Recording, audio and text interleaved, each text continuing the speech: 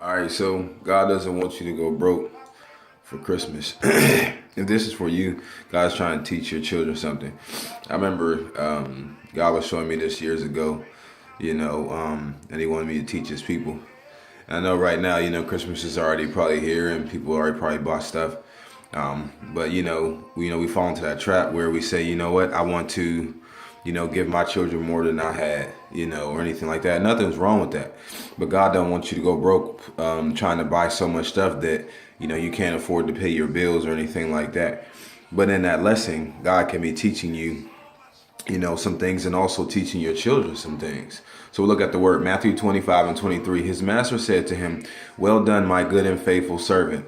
You have been faithful over little, I will set you over much. Enter into the joy of your master." That's also in verse 21. Luke 16:10. Whoever is faithful with very little will also be faithful with much.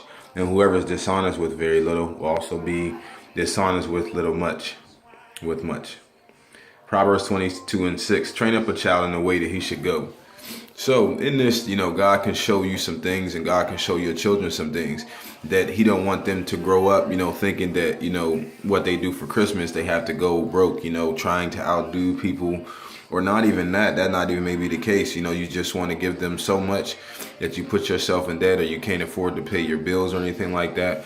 So God wants us to manage the money that we have, and then God will be able to give us more. But also to that, God is showing your children that, so they should be, okay with what they have and be grateful.